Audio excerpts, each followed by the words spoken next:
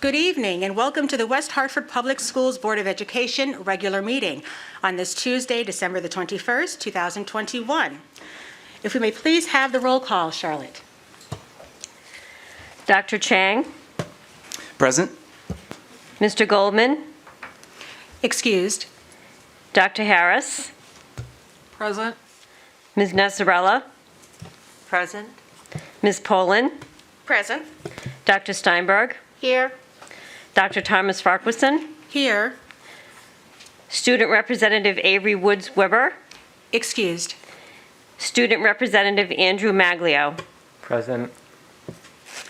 Thank you. And Andrew, will you please lead us in the Pledge of Allegiance?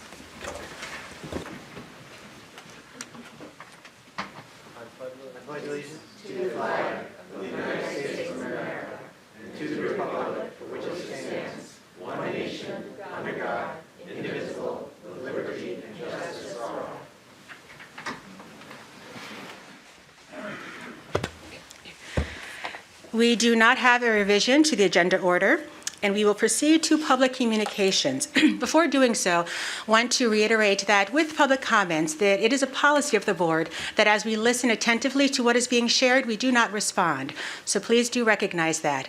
And each person has 3 minutes to respond, and we have 21 minutes per topic.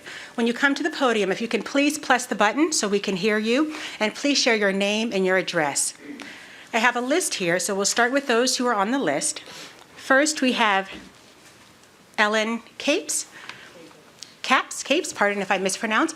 And as you come up, Ellen, just want to share for all of us as well, thank you so much for acknowledging and respecting the mandate now that in West Hartford municipal buildings, we are to wear masks. So thank you for having your mask, and please ensure that it covers both your nose and your mouth.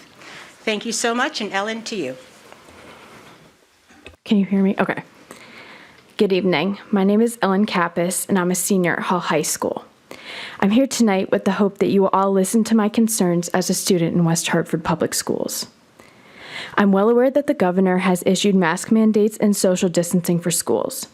I'd like to think that you, the Board of Education, and you, Mr. Moore, would fight harder for us, knowing full well that teenagers and young children are at the least risk for COVID. One of my teachers recently asked us to summarize our 2021 in 6 words. The most popular responses were, "Put your mask over your nose," and "I really hate masks a lot." When I look around me at school, I see the fatigue. I see teenagers who are no longer acting like teenagers. I no longer see a love of learning. Rather, everyone completes their work as fast as they can in order to hit turn in by 11:59. Masks make class so impersonal that I feel like I'm looking into a sea of blank faces. No one talks to each other anymore. When assigned a group project, there is no group. There are simply 3 to 4 people on a Google Doc finishing their section of work when they get around to it. There is nothing collaborative about it.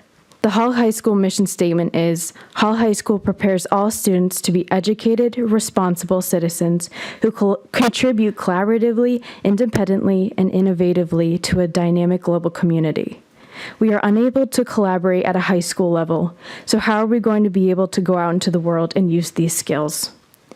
I understand that there has to be a healthy concern for COVID precautions, but now that we are 2 years into this, there seems to be a growing inordinate fear that teachers and students alike, that seems to be perpetuating the use and enforcement of masks and social distancing. Members of the board, I am not afraid of the COVID virus. I am not afraid to sit next to my peers. I am not afraid to live in a world where COVID exists. I recognize that some teachers and students at Hall are afraid. However, I think we should be given a choice to live freely, without masks, and embrace one another once again. We are not living anymore. We are simply surviving. If we don't put an end to the mask mandates, the social distancing, and the overall fear of getting sick, it will never end. We all deserve to live without fear. I have had enough. I know a great number of kids at Hall have reached their saturation point.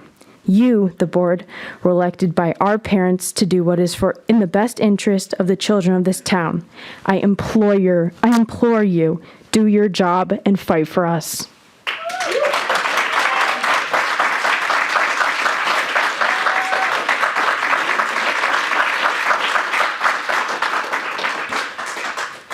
Thank you. Before calling the other comment, just want to, I apologize for not sharing before, that Charlotte will hold a card up in the yellow card if there's 1 minute left of your time, and a red card if your time is up.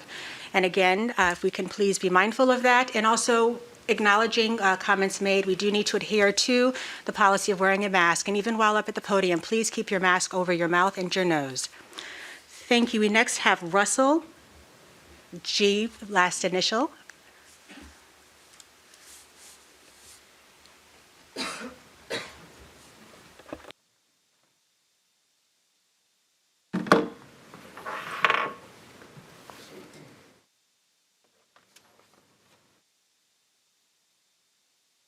It's on?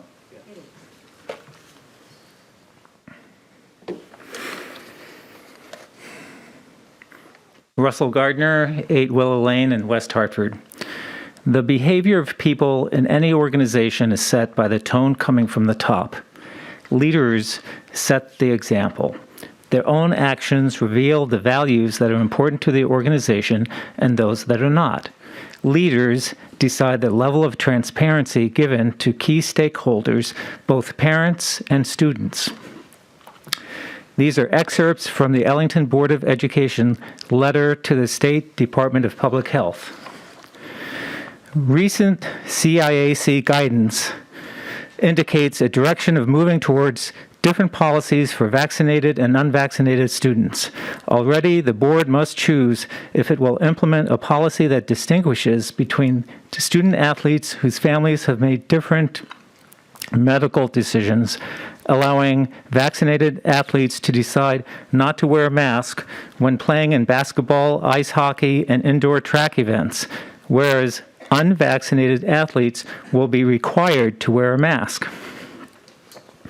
However, we do have concerns about policy that visibly distinguishes between students whose families may choose different medical paths. These are detailed below. Such policies create potential compliance issues with FERPA.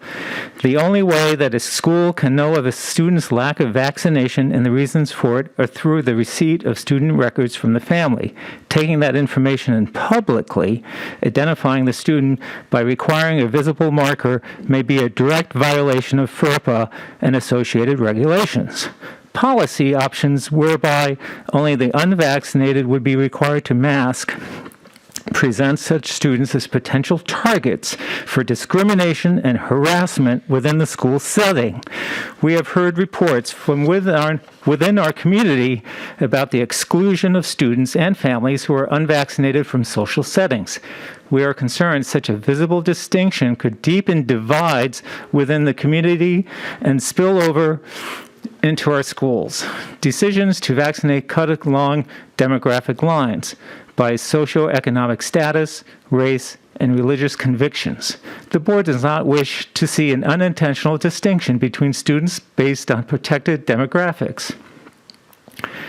Any well-intentioned public health policy guidance or legislation currently under consideration that would make visible differences between students from K to 12 based on any characteristic is a reversion to the stigmatizing practices of the past.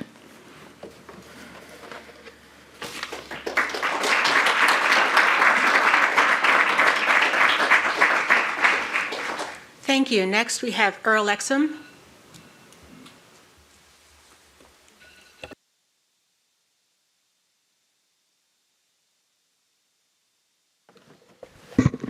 Earl Exum, 40 Ginstill Lane, West Hartford.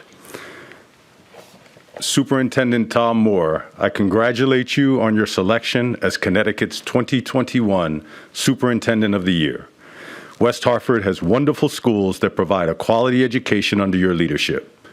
Yet you recognize the opportunities to evolve and improve to meet the current and future needs of our students and the community.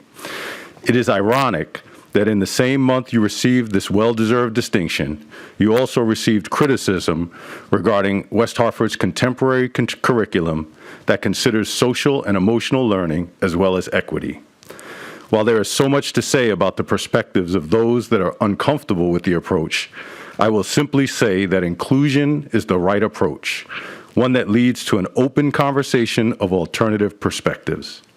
The fact that West Hartford Public Schools' inclusive curriculum is getting national attention confirms that you're doing the right thing, leading the development of the next generation of world citizens and leaders. Change, almost by definition, makes people uncomfortable, particularly those most comfortable with the status quo.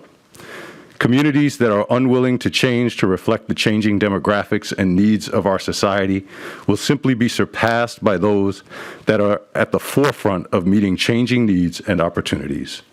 West Hartford will continue to attract the many broad-minded residents and families that want to be ready to meet the current and future challenges of this generation. Please remain encouraged and continue to lead in a way that brought you the distinction of Connecticut's 2021 Superintendent of the Year.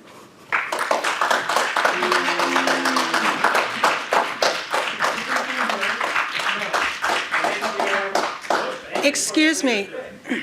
Excuse me. Excuse me.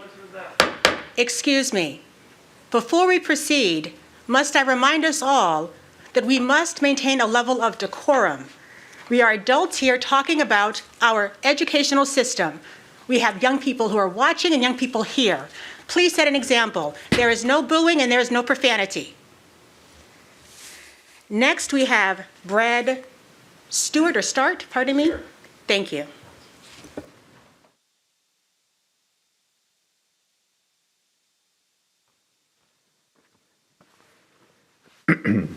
Yeah, this is on. All right. Yeah, hi, everyone. Sorry, I don't have anything prepared. This is my first time at one of these events. Frankly, I never really envisioned myself having to speak at something like this. It's not really, don't really see myself as an activist in any way. But first of all, I'd like to congratulate the first two speakers, particularly the young high school senior there, high school student. That was phenomenal, phenomenal job, and I wish I could have spoke like that when I was her age. So that definitely makes me feel good. The thing I'd like to say, and honestly, I've read the National Review for my whole life since I was in third grade, but always kind of from a distance. I read the article about what's going on with the social emotional learning thing, and I would just like to say, I'm 100% opposed to the agenda that's being pushed by the Board of Education. I think it's absolutely shocking that we live in a place where we can't have religion in school, but we can have this ideology in school, which I don't know what kind of religion it is, but I certainly don't subscribe to it. And in fact, it's insulting to every person that claims to be a member of a Western religion, the way it denies gender, its promotion of sexual deviancy and degradation. Aside from that, I'd just like to say, on one hand, thank you for moving forward with this, because I feel like the masks, figuratively, obviously not literally yet, hopefully, the masks have come off on what regular, normal people in this community are up against with respect to what's going on in our schools. I'm not from Connecticut. I've lived here for a long time originally. I've been all over the country, and this is extreme. And I'd just like to say that I thank you for becoming radicals and Jacobins, because the mask has come off, and now we know what we have to fix. Thank you.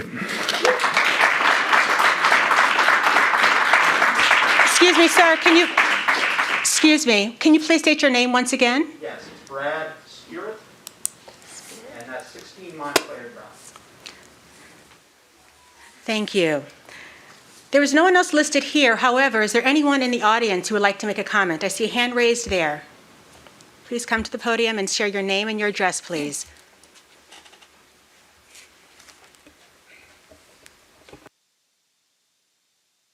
Jean Wiggin, 6 Middlebrook Road.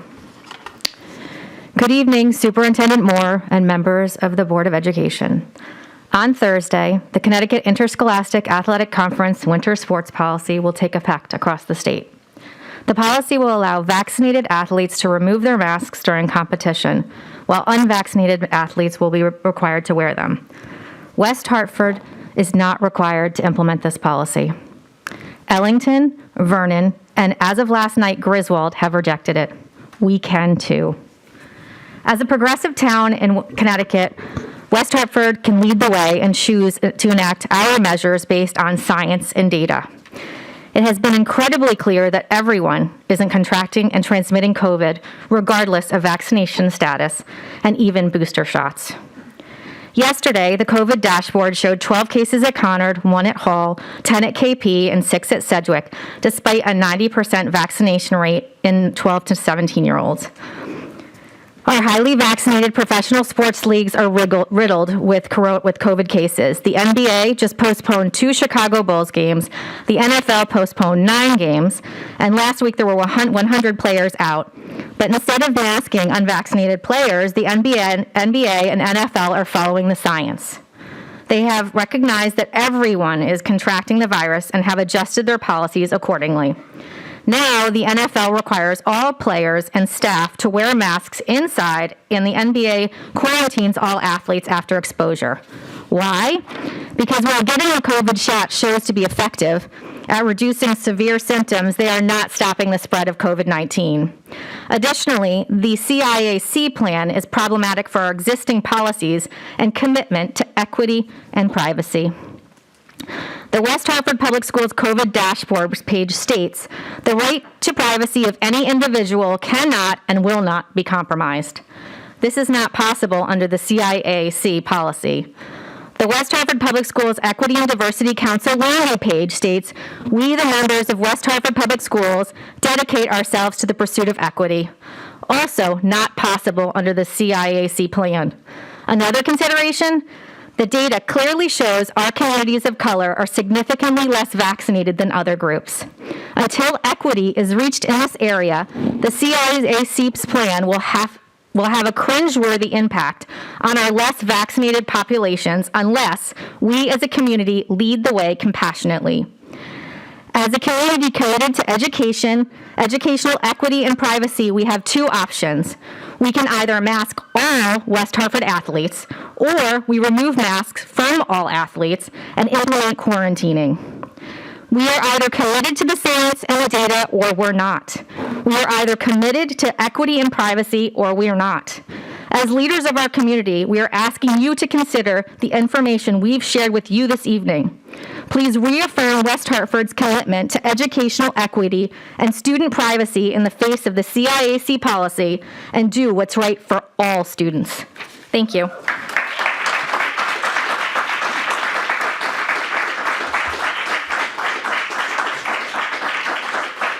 Thank you. Are there other comments? You coming to the podium? Yes. Thank you. Excuse me, ma'am. Again, we're asking for a mask covering face and nose. The Constitution needs no explanation. It's been in force for a few hundred years now. Excuse me, ma'am. It says- Excuse me, pardon me, please. And please share your name and your address, please. I'm a man, a God creation. A little bit back. Okay. I have an unopened map. Oh, perfect. Thank you. I take a couple. Thank you. The Constitution needs no explanation. It's been in force for a few hundred years now. It says what it means, and it means what it says. And when I read the Declaration, it reminds all of us, we the people, are endowed by our Creator with certain inalienable right, which means God-given, among these life, liberty, and pursuit of happiness. And if any government or any constitute among man trying to take that away, we have the right in our Constitution of the Connecticut, Section 2, all the political power is inherent in the people, and our free government are founded in the authority and institute for the benefits, for our benefits, okay? And they have at all time undeniable, unfeasible right to alter the form of government in such manner as we may think expedient. So remember that, they work for us. And if they're not doing the right thing, we have the right to alter them. So what I've been seeing, what's been happening, you're violating the Section 3, the Constitution of United States, of the States of Connecticut. The Section 3 is exercise and enjoyment without discrimination. You discriminate our kids by not letting them breathe fresh air. That's discrimination. And you violate Section 7. Section 7 is the people shall be secure in their person and their home and their belongings and their possession. And by the possession is our children. And we don't feel secure what you've been indoctrinate our kids in the school. So you're trying to remove our rights and what our founding father has been put in place and show us it can be taken away.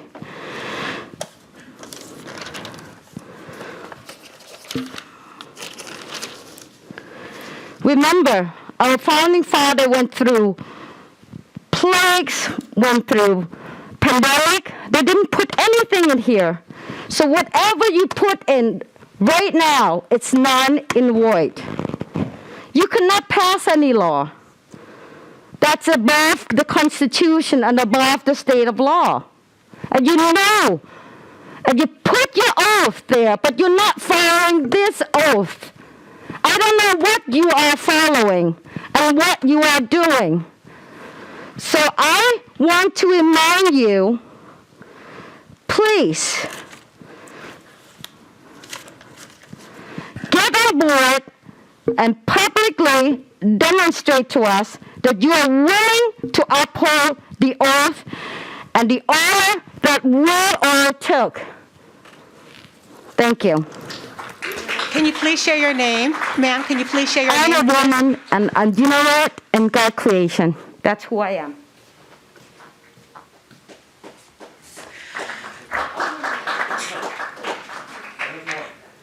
Other comments? Yes.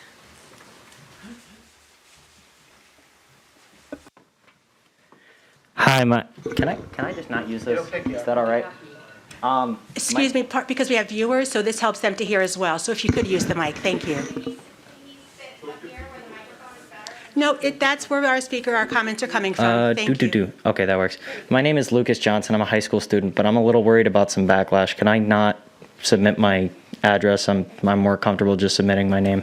Yes, sir. And you can tell us privately. Yes. Okay, absolutely. My name is Lucas Johnson. I'm a high school student. I'm here to talk today about the CIAC guidelines. West Hartford schools have a significant focus on equity and diversity. Let me tell you about some of the issues that I have with this as it relates to high school students. Parents make the decision to get kids vaccinated or not. All right, so these are not decisions that kids make. Now you're going to have athletes who feel as though they're being punished and trapped by the school systems by being forced to wear a mask while others are not. Because of that decision that the parents have made. I really disagree with that, and I actually have very serious concerns. Another thing is about the privacy that other parents have spoken of.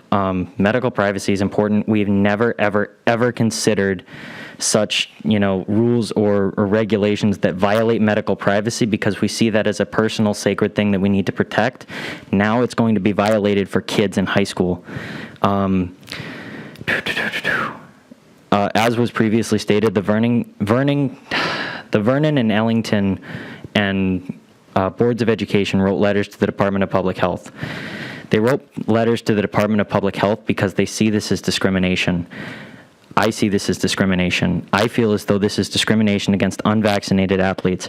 Regardless of where we stand on the necessity of masks, we all understand that it's a discomfort.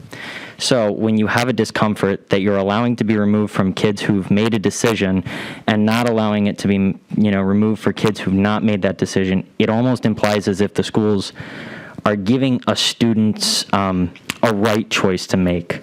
All right. Now, if we removed morality and religion from the classrooms because schools cannot tell kids what the right decision to make is, I really have very, very legitimate concerns with the fact that kids are now going to be punished for not getting vaccinated. Again, it's a parental decision. It's not a child's decision. This is a contentious issue. Regardless of where you stand, like either end of the spectrum, it's a really contentious issue to get kids vaccinated. That's come to light over the past few months.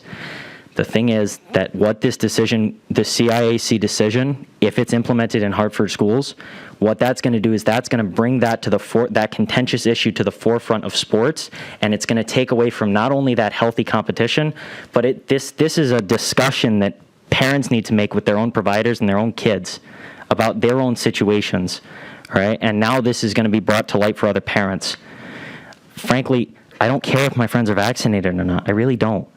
All right, but it's no one else's. It's none of my business, as it is no one else's business as to who's been vaccinated and who's not. You know, and especially if this creates arguments and, you know, strife between families, right? Because a lot of us have made these decisions knowing that family members vehemently disagree with us. All right, and now in order to play sports, kids are going to have that issue tearing them apart. So please fight against this. Endorse Ellington's letter or write your own letter, because this is clear discrimination and it can't happen to the kids. That's your job. Please stand up for the kids, as is your job. Please. Thank you.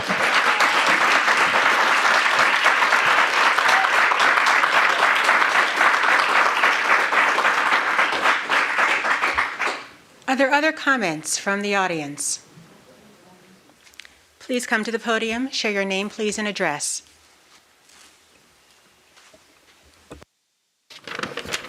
I'm Kelly Salawitz. I live at 15 Lexington Road. Our family just moved to Connecticut just a few days before this school year started. I have 4 children, 2 in college, and a 9th grader and a 3rd grader here in West Hartford. I could not wait to get involved with the PTO at my child's school. I had actively done so since my oldest was in kindergarten in 2005. I came here tonight to address some of the issues I'm seeing surrounding COVID policies, both that are currently happening and one that's about to happen with sports. In order to do any volunteering at my youngest son's school, including just going to a PTO meeting, I am required to show my vaccine card. Have you considered the fact that there are people who have health conditions that cannot get a vaccine and that make volunteering impossible for them to do for their children? Being vaccinated does not mean that you cannot carry this virus. It means doesn't mean you cannot spread it. All of my children loved when I volunteered in their schools when they were young. My youngest is missing out on this because I cannot receive a vaccine that will just lessen the severity of my illness. Last month, I tried to bring my son to the school book fair to buy a book. In the afternoon, after school, I was denied entry to purchase a book for him. I am the same person who is allowed to interact in other parts of this community. I can walk into a Whole Foods, I can walk into the library, but I cannot walk into my child's school. The opportunity to actively participate in my son's education is being taken away from me, and there is no science that's even backing up this policy. Unvaccinated people are not a danger to others. This new CIAC winter sports ruling at the high school level is segregation, plain and simple. No child should be singled out because of their medical history. What we are doing to our children is unfair. We are not making things better and safer. We are making things worse with segregation and the anxiety that will ensue because of it. My son's doctor has said he cannot have this vaccine, and this is not his fault. I know how he will feel when he starts to feel different from others on the team. He will likely consider quitting a sport that has done wonders for him, helping him acclimate to a new town and a new school in a very difficult time for him to move. Sports teams are by nature supposed to be inclusive. Inclusivity is not when you make one child wear something that draws public attention to his medical status. On December 18th, a large indoor track meet was just held in New Haven.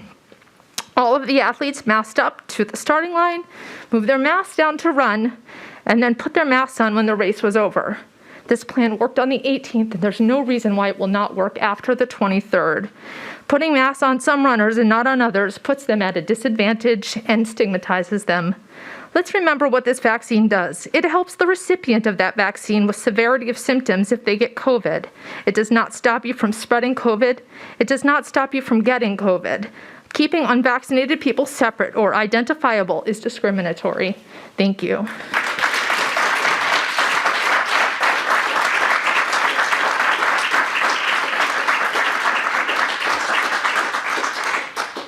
Okay, I'll put one more call out for comments, and then we'll continue on. And we've reached the limit for the number of comments regarding masks. Any other subject to comment on? Oh, excuse me, ma'am, is it a different subject matter? but if you can please share your name. I understand that you are... I meant to say I'm a woman in God's creation. Excuse The thing me, is, ma'am, I excuse me, have ma'am. the... Excuse me, ma'am. Excuse me, ma'am. I'm asking for you please to respect this area here. We've respectfully heard you. Please acknowledge who you are. I know you're a child of God, as am I, but please share your name. And that is my personal information, and that I don't have to share to you. Okay, well then we're going to continue. That's fine. We're going to continue on. Thank you so much. Okay, I have something for you to... Ma'am, that's... Excuse me, ma'am. Excuse me. No, please do not take that.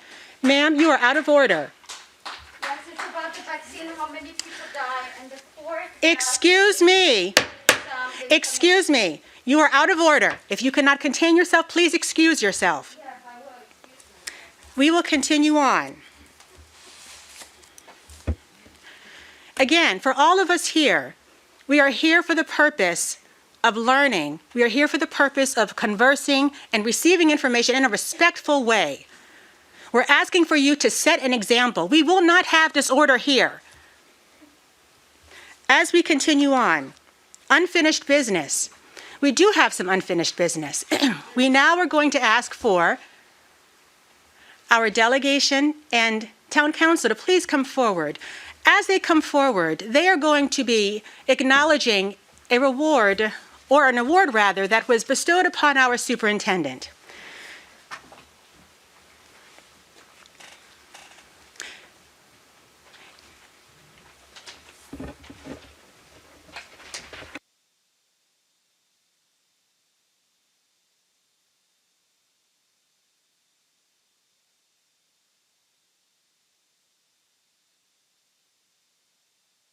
The listening public, the audience here before me, our esteemed mayor who's watching from home tonight, and my colleague here, Counselor Adrian Billings-Smith. I am in awe standing here this evening as former chair and board member that I get to present this proclamation to Superintendent Moore this evening on behalf of the mayor. Now, before I say and read this proclamation to you, Mr. Moore, I just want to point out how proud I am of you tonight and the fact that you were selected for Superintendent of the Year for 2020 at CABE and CAPS in November. And I say that because I know that you started out as a history teacher. I know a little bit about the family and how you're the youngest. I know how you mobilized to principal and now superintendent and superintendent of the year in the state of Connecticut. And I know that our district has remained top. And from 2014, I know that you've made it your mission to keep us on top. And you are always one of those that think outside of the box, and you always bring your team into the fold as well. So I acknowledge what you've done as a leader, the team that you have in your circle, and all of the educators and the administrative staff. So I applaud you, Tom.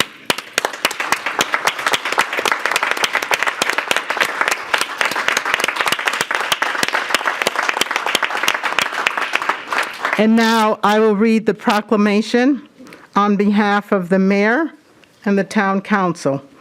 And it reads, the Town of West Hartford Proclamation. Whereas Tom Moore, Superintendent of West Hartford Public Schools, has demonstrated a career of dedication and commitment to the highest quality of education for all students. And whereas Tom Moore is recognized for his outstanding leadership during the school year amid a global pandemic, the district's leadership and safety measures allowed for students and teachers to be and feel safe when they needed it most.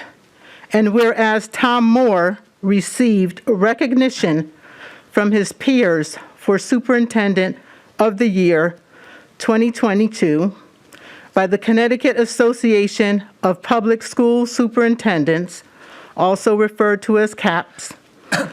And whereas Thomas More is widely respected and highly regarded throughout the county, state, and country, and is a student-centered educational leader who is passionate about his work and has served as a mentor to new superintendents.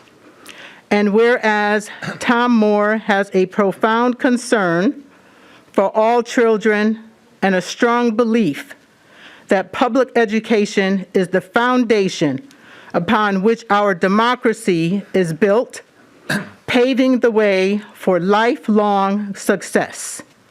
And now, therefore, be it proclaimed that on behalf of the Town Council of West Hartford and the residents of West Hartford, Mayor Sherry G. Cantor do hereby extend congratulations to Thomas Moore on his achievement of Superintendent of the Year 2022. Signed, Mayor Sherry Cantor.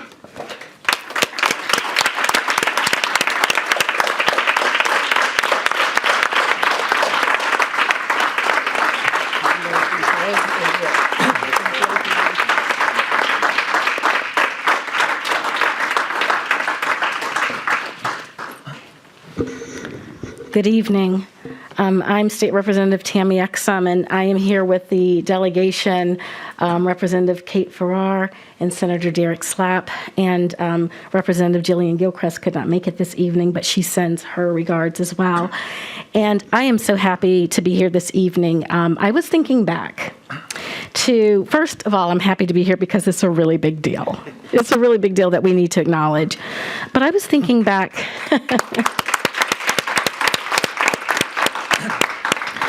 I served on the Board of Education when Tom was the assistant superintendent. And then he very seamlessly moved from that role into the role of superintendent. And one of the things that I remember being very clear on early on was your commitment to the kids, as you call them, to the students. Second to your love of history and teaching. Really, you had the commitment to the students and your vision, clear paths, bright futures, no limits. It's something that was not just what you believed in, but something that you had all of the individuals beneath you, really, you made a point of making sure they understood it. And one of my favorite times in seeing you express that, as you probably remember well, is convocation. So convocation is the beginning of the school year when all of the administrators and teachers and staff and students are there performing, and it's a wonderful space. And I think Tom at that moment thinks this is Steve Jobs' moment because he's walking back and forth on the stage and delivering an inspirational speech. But it's leadership that's on display that puts children at the center place of what is important, and really making sure that we look at equity in all levels. I remember when we were looking at ways for all students to have the opportunity to take the SAT, understanding we have a diverse school district. So how do we do that? Offering Khan Academy, making sure that students could have an opportunity to take the SAT without cost, making sure that we had technology that was ready to go.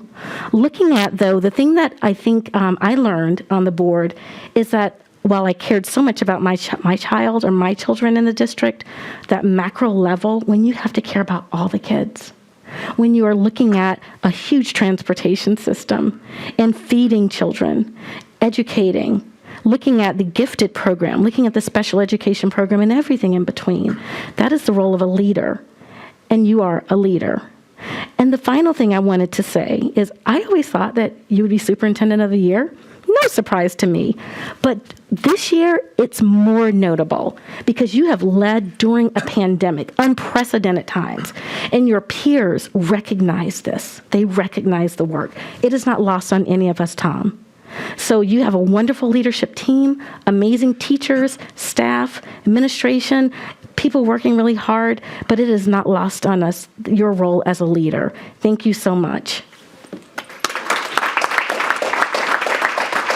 Thank you, Tammy. Good evening, everyone. I'm pleased to be here as well with my colleagues. I'm State Representative Kate Ferrar and wonderfully represent the 20th District in Southern West Hartford, where I'm lucky to have Superintendent Tom Moore as a resident. And to echo my good colleagues' comments, I thought I would really focus on three things that I've heard the most from families this year, which is really echoed in your peers' attention to this in this award to you, Tom. And that is your compassion, your communication, and your commitment to a better world. And I know often you might get those emails and calls of concerns or complaints, but I wanted to share with you three particular parents that wanted to share how much you've meant to them this year. And I heard from Manuela, and Manuela wanted to tell you specifically how much she appreciates that your leadership sets the tone of open communication and how much that's meant to her, especially this year. I also wanted to share what I've heard from Andrea, who shared that as a parent, she feels confident every day sending her children to school.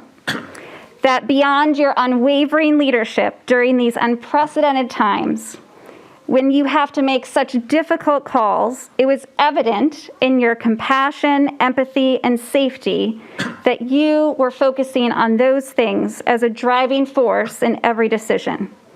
And she said that watching her kids excitingly skip into school every morning is evidence that you are doing right.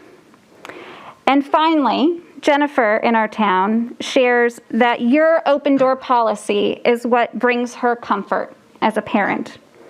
That last year, after returning to school, she was concerned and contacted you with safety questions, and you returned her call, putting her mind at ease that you wouldn't do anything that jeopardized students' health. And that she's so proud to live in a district that unapologetically prioritizes inclusion, diversity, and student health, and gives teachers their freedom to teach our history, our full history, and provides students the room to discuss issues of importance.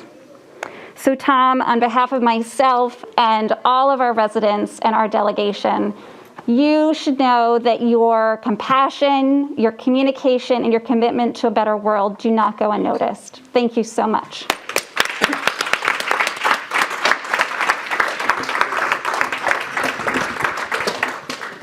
Good evening, everyone. My name is Derek Slapp, State Senator representing West Hartford and three other towns. But mostly West Hartford. And I want to say good evening to all of you and to those listening, watching at home, to the Board of Education. Good evening and thank you for having us here. I would never presume to speak for Tom Moore, but if I was to take a stab at what Tom might say about this award, I think that you would say it doesn't belong just to you, and that it belongs to all the teachers, all the educators, to all the students, to the parents who have worked together in a really difficult time. My wife is also a public school teacher, not in West Hartford, and I live with it. I have 3 children in the West Hartford public schools. Thank you for caring about them and working so hard to keep them safe. And the one thing I know about you, Tom, is you care about every single student at every single school, every single part of this town. It doesn't matter what their sexual orientation is. It doesn't matter what their age is. It doesn't matter what kind of family they come from or where they live. If they live way up on the mountain or if they live in a different part of section, you care passionately about them. And I know that the rankings and the awards, all those are affirmation. And the silent majority in West Hartford is with you. And I believe that history will judge your leadership and the leadership of this Board of Education and the town council and our mayor very, very favorably. But we don't have to wait for history to be made. We can look at recent history. We can look at this award, and we can look at what happened just last month when West Hartford went to the polls in West Hartford went to the polls and was asked, don't be mistaken, COVID was on the ballot. This approach, your leadership, the town council's leadership, that was on the ballot. Do the people of West Hartford entrust you and feel safe, right, having our kids under your care? And the answer is a resounding yes. So I am grateful to you as a parent, as a fellow public servant, as a resident of West Hartford. Thank you, Tom. Thank you. And I'm going to read now this proclamation. From the General Assembly, introduced by Senator Derek Slapp, Representative Jillian Gilchrist, Representative Tammy Exum, and Representative Kate Ferrar. Be it hereby known to all that the Connecticut General Assembly offers its sincerest congratulations to Tom Moore in recognition of being named 2022 Superintendent of the Year by the Connecticut Association of Public School Superintendents. For more than 25 years, you have been part of the West Hartford Public Schools family, and as superintendent, you have led with a commitment to excellence in our education and helping our students realize their true potential. Congratulations on this recognition. We wish you continued success as our superintendent, as everyone's superintendent. Thank you, Tom.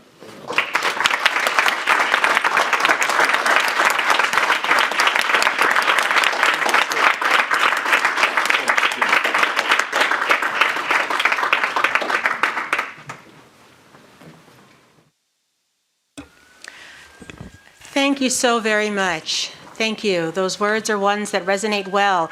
Colleagues, any comments you would like to make in acknowledgement of the proclamation?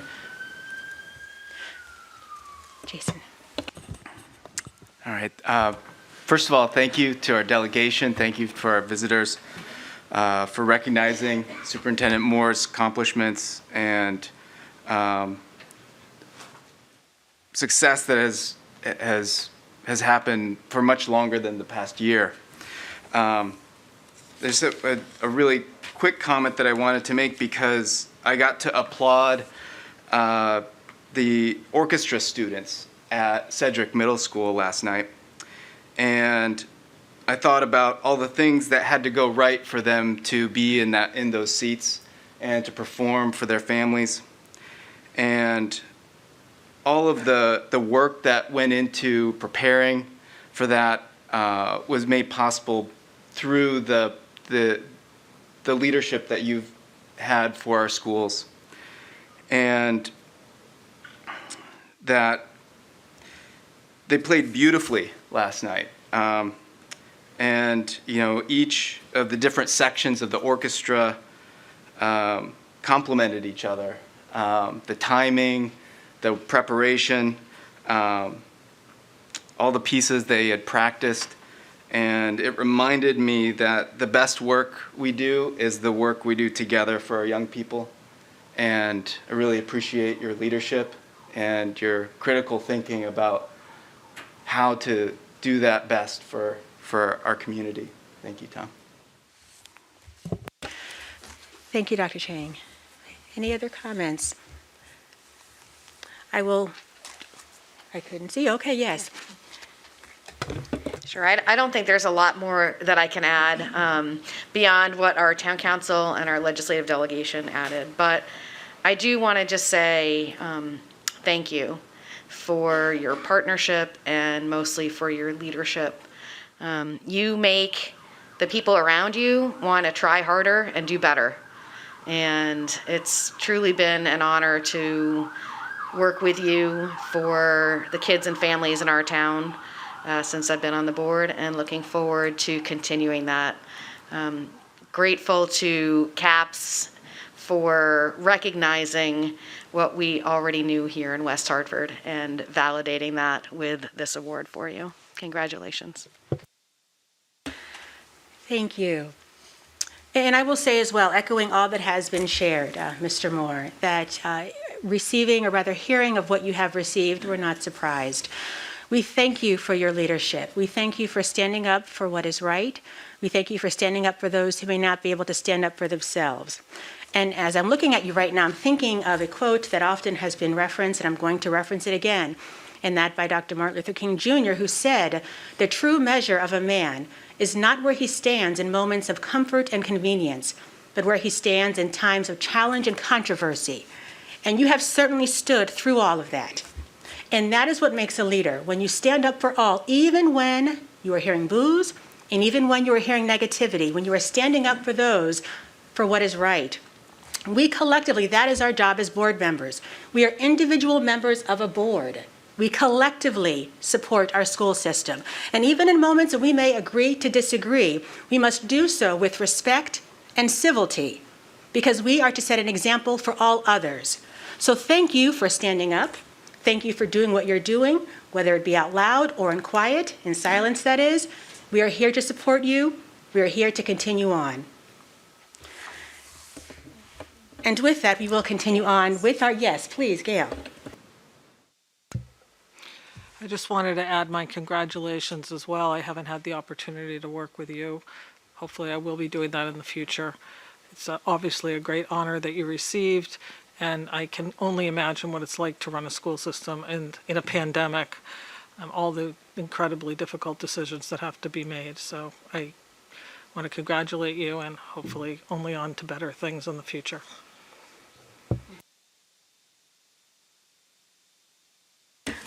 All right. Well, thank you all so much. Thank you again. Delegation, Town Council, thank you so much. Continuing on to new business. We have no new business at this time. However, we do have staff communications and reports. So now passing it off to our superintendent for his report. Thank you very much. And once again, I'm remiss if I don't thank anything that's kind said about me should go doubly for the members of my executive team, for our administrators through the district, and especially the teachers. It is much appreciated, the work that they do and how they stand up for our kids, and I am purely just standing on their shoulders. Couple updates. One thing, COVID and Omicron. Obviously, we have many cases right now. We're seeing cases spread throughout our community. We see cases in Connecticut, throughout the country. We know January is going to be exceptionally busy. We know that. We know we're going to have positive cases. We will be open for school. I've had people saying, I've heard rumors, we're going remote. That is not the case. That is not the plan. That is from the beginning of the year. I have said we will prioritize in-person learning, and that will continue to be the case. But we know January is going to be difficult. We have tremendous stress right now on our substitutes, on our cafeteria workers, on our bus drivers, as we see members of their family, because it's not just as if somebody comes down with a case himself, it's their family members, if people have to go into quarantine, and then finding those substitutes. So please have patience with us in January, bus routes, bus runs, and if you're interested in working for West Hartford Public Schools, we've got applications out there. Cafeteria is a fun place to be with our kids, even if you can just do it in January. That would be something we would appreciate, because we know it's going to be a rough month. And I say that with not minimizing what we'll be going through, but hopefully it will be a quick time period, and that 6 weeks from now we'll be in a much better place. But our intention is, for those parents that are concerned, I understand your concerns about how do we work, how do we get things, sense of normalcy, and that's been my commitment really for the past 2 school years, is to stay in session, and that's what we've been able to do last year, and that's what we'll continue to do this year. A couple congratulations that are really thrilling and important.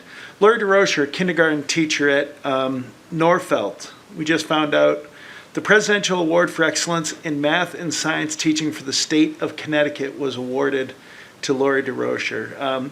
It's the nation's highest honor for STEM teachers, and to have one of our kindergarten teachers get this just shows you how impressive that is, and what a great recognition it is, not just for Lori, for Norfelt, but for our program and that what we're doing in our schools, but especially Lori, who is a wonderful teacher. I've spent many a day in Lori's classroom over the years, and she is tremendous, somebody that you just want your kids in her class. Another teacher and an incredible award, Jessica Pagliardi at Hall was recognized with the Simon Conover Excellence in Holocaust Teaching Award by the Holocaust Education Resource and Outreach, or the HERO Center. She will be formally awarded in January. Each year, the HERO Center and Voices of Hope recognizes an educator who has done an exceptional job of teaching the Holocaust and genocide in general. Jessica's a wonderful teacher. This shows our commitment to those classes. We have a human rights course. We have courses on genocide, and this recognition for Jessica is just fantastic. And then lastly, last congratulations, and he'll be coming up to do a presentation shortly. But Sherry Cantor, our mayor, announced today that Matt Hart, our town manager, will be moving to be in charge of CROG, and I want to publicly thank Matt for his commitment to our schools. He's been a good partner over the past few years, and is a parent in our school system, and has always worked hard for us, and I'm excited for him and his new challenge. With that being said, I'm also tremendously excited to announce that our own Rick Ledwith, our Director of Human Resources, has been named the acting town manager. Rick has every bit of skill that's necessary, and it's difficult for me to sit here and say nice things about Rick. But I'm fortunate to call him a friend more than I am anything else. Our executive team, he has been the one constant. He and I, when I was assistant superintendent, when I was principal of Conard, he and I have partnered and worked together through all of the changing administrations. And to have a partner like him on the town side as town manager, I will value so much that he will be just a floor below, and that we can meet and we can talk, and we can both try to do what's best for West Hartford, because Rick Ledwith loves West Hartford. I will miss his wise counsel daily. I will miss his good humor, and I will miss his dedication, because nobody works harder. You see a light on the fourth floor, that's Rick Ledwith's office. Early in the morning, late at night, his dedication will continue as town manager. So I offer him my most heartfelt congratulations to my friend Rick.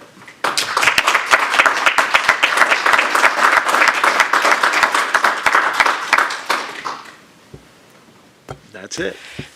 Thank you. Questions, comments, colleagues? All right. Thank you, Mr. Moore. Now moving on, to updates or discussions regarding our high school mathematics sequence. So we're now in our staff reports and board discussions. So we have our presenters come forward, please. We have Mr. Paul Vicinus, Ms. Ann McKernan, Dr. Michelle Graveline, and Ms. Monique Ethier will report. Good evening, and thank you for the opportunity to report. I am very pleased to be joined not only by Ann McKernan, who you know, our Director of Secondary Education, but Dr. Michelle Graveline and Monique Albani-Ethier, who are our two secondary mathematics department supervisors for our 5 secondary schools and our various programs. And it's just a pleasure to be able to have them join us at the table, and for you as a board and for our viewing public to kind of put a face to, honestly, our department supervisor team, not only in mathematics, but generally do so much work in instructional leadership, and really are the heavy machinery that is behind this system that produces just excellent results for all kids. So I am honored to have them join us and to showcase these two who, math, as you know, is a special place in my heart. So they are very dear friends in the work. Our purpose this evening, as you read in your report, is to give you an overview, and really, very importantly, for our viewing public at home, to give them some formal announcement of changes in our secondary math program, and to be able to provide really just some basic understanding of what it is, why we're doing it, and all the rest. So we'll talk to you, and we're talking specifically what we're calling our core math sequence. And our core math sequence at the high school level, for those just to define it, is we're talking about our grade 9, 10, 11 progression of courses, and those are the targeted grades. We're talking about first-year algebra, geometry, and second-year algebra. And our high school math program has always been there. It's designed to support not only the understanding of the foundational concepts of mathematics that we need, not only in everyday life, but for pursuit of higher education, college and career. But beyond just those key mathematical concepts, of course, it's the reasoning, it's the critical thinking, it's the modeling, it's all of that reason and sense making that kind of is the unspoken, invisible components of mathematics and the STEM fields in general. Our curriculum has always and will continue to follow state standards, state and national standards. It is well aligned to the SAT, which has been and continues to be our grade 11 state assessment for all students. And our program prepares students for experiences and the ability to apply their mathematical thinking both in higher education, college, and in career and life. So the shifts that we'll talk about to the sequencing of our courses and the changes that exist within the curriculum itself, and if not changes, perhaps just some shifting emphasis on topics.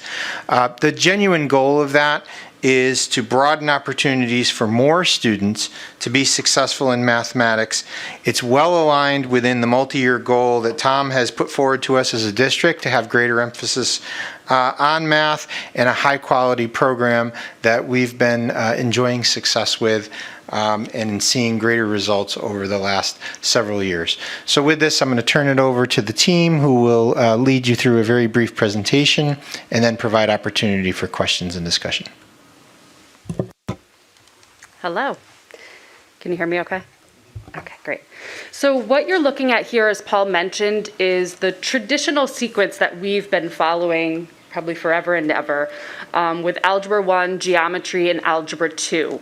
What you see kind of on that top line is where majority of students are, and what we just included underneath are the students that are 1 year advanced, so may start algebra in 8th grade. So you don't see 8th grade there, but you can kind of follow that sequence along. So the core, when we refer to the course sequence, just to reiterate what Paul said, we're looking at those 3 courses, Algebra 1, Geometry, Algebra 2, and beyond that, students have options of what they can study after that. So these courses earn them the minimum 3 required math credits that they need for graduation.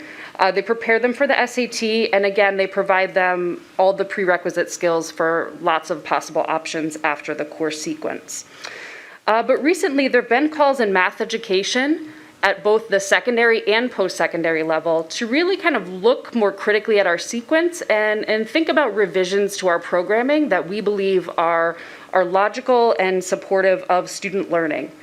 There's been a greater emphasis on relevance in the fields on statistics, probability, inferencing, and continuing to maintain emphasis on core algebraic skills. There's also been less emphasis on some specific topics in geometry. We still care about geometry. We still love geometry. We know we all had a good geometry experience in high school.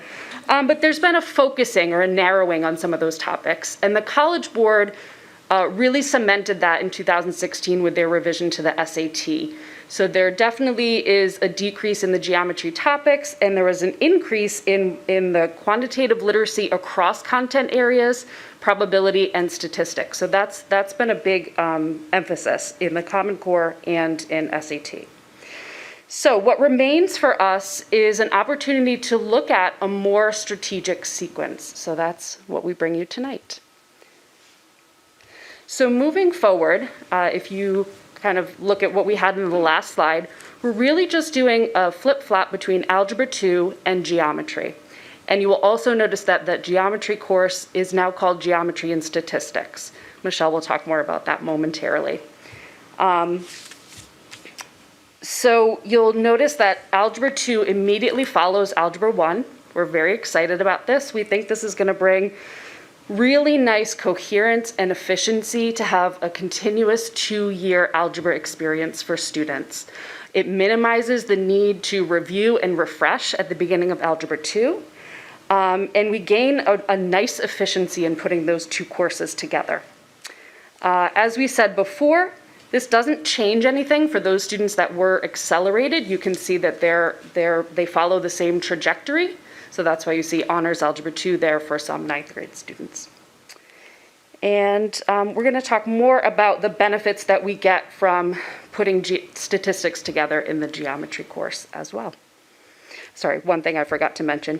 You will also notice that the endpoint doesn't change for students, okay? So you'll notice that students that are on a path to take calculus in high school are still on that same path. Students that are looking to take calculus their first year in college are still on that same path. It doesn't change any prerequisites that they would need for those courses.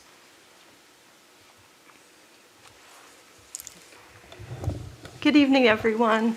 I'm going to talk a little bit more about the newly designed Geometry and Statistics course. We're really excited about it.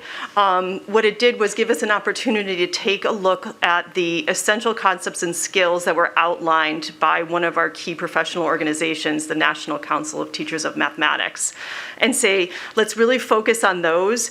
We reviewed again the SAT objectives that related to geometry to be sure that those were also included in the newly designed course.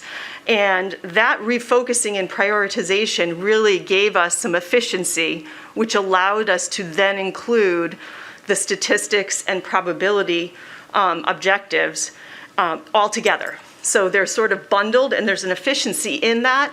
But beyond that, it's actually more cohesive because traditionally what we had been doing is including a unit on probability and statistics in each one of our core courses. And so now we've sort of extracted all of that content and rebundled it into this probability and statistics course. So it's just a cohesive study of the probability and statistics in that way. It's okay. We also wanted to take an opportunity to talk a little bit more about that idea that both Paul and Monique mentioned of expanding pathways for students. We've seen this research coming out at the college level, and it's definitely trickled down to secondary education, where there's not a de-emphasis on our calculus pathway or route. We certainly still find that to be an important pathway for students. However, what they have found is that there are students who are in need and really demanding some statistics work, some quantitative literacy work.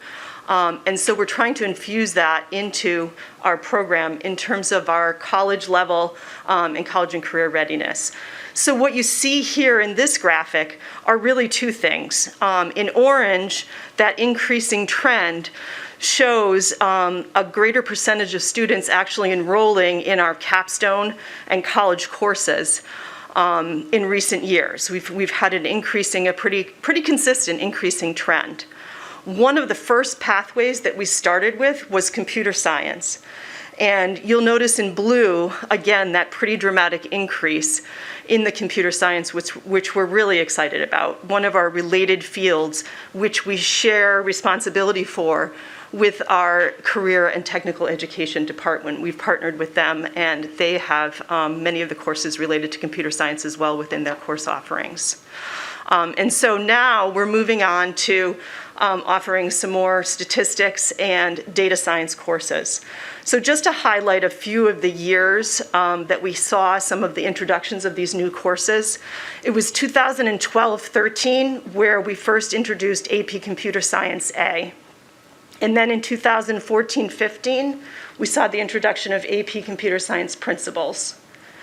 In 16-17, we realized that we needed a softer on-ramp for some kids, so we introduced Exploring Computer Science into the curriculum. And then in 19-20, Cryptography and Cybersecurity, which has become a very popular course for many reasons that you hear in the news, was introduced. This year, we were also really excited that we finally got to offer a multivariable calculus class, which is linked to the Early College Experience program at UConn.